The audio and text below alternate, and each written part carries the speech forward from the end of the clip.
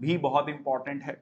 श्रीलंका ने tax cut किया है फीमेल हाइजीन प्रोडक्ट्स पर। अब फीमेल हाइजीन प्रोडक्ट्स के बारे में हम क्यों पढ़ रहे हैं, मतलब आप कहेंगे कि सर श्रीलंका में अगर ये हुआ भी है तो इससे ये इतनी बड़ी न्यूज है कि कवर किया जाए। बिल्कुल, एक टर्म मैंने आपको अगेन पहले इसके बारे में भी हम करंट अफेयर्स में चर्चा कर चुके हैं, पीरियड पॉवर्टी। ये क्या होता है पीरियड पॉवर्टी, इसके बारे में जानते हैं।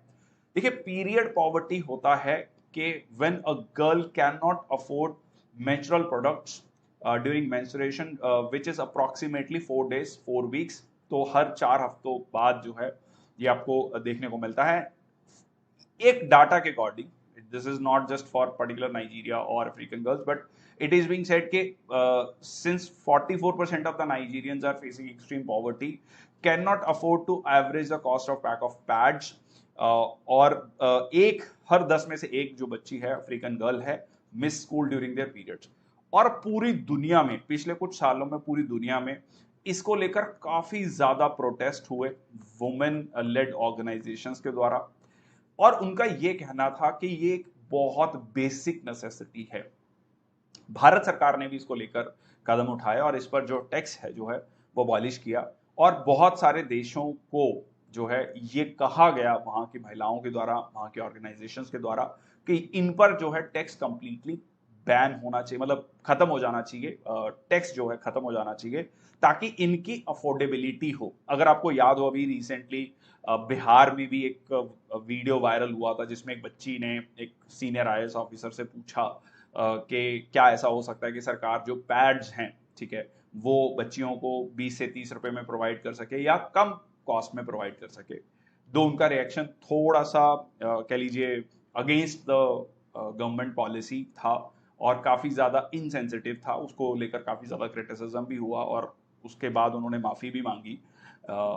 बट हम मतलब जो कहने का यहाँ पर मतलब है पीरियड पॉवर्टी, ठीक है, ये टर्म जो है अपने आप में एक पूछा जा सकता है, ये आपको पता होना चाहिए, बहुत इंपॉर्टेंट है कि किस तरीके से जो सैनिटरी प्रोडक्ट्स हैं उनकी अफोर्डेबिलिटी बढ़ाई जा सके। तो इस चीज को लेकर श्रीलंका की सरकार ने, दो वो ऑलरेडी इकोनॉमिक क्राइसिस में चल रही है, बट यहां पर उन्होंने देखा कि क्योंकि आर्थिक संकट चल रहा है तो देश में, उनके देश में जो महिलाएं हैं और स्पेशली जो वीकर सेक्शन से महिलाएं आती हैं, वल्नरेबल सेक्शन से महिलाएं आती हैं, उनके लिए इसकी अफोर्डेबिलिटी कम होती जा रही है। और कैंपेनर्स का ये कहना है कि श्रीलंका की सरकार को इस टैक्स को खत्म करना चाहिए और उस चीज को वहां की सरकार ने माना भी है। ये इंडिया में भी ओके जी, ओके।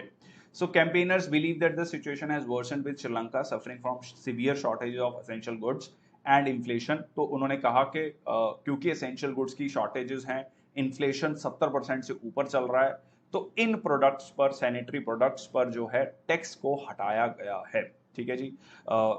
जैसे कि airport levies, customs duties, other local taxes on raw material imported to make female hygiene product was waived with immediate effect, ठीक है। सो यहां पर पीरियड टैक्स क्या है या पीरियड पॉवर्टी क्या है ये आपको पता होना चाहिए। कई बार आप अगर सर्च करेंगे पीरियड टैक्स या पीरियड पॉवर्टी,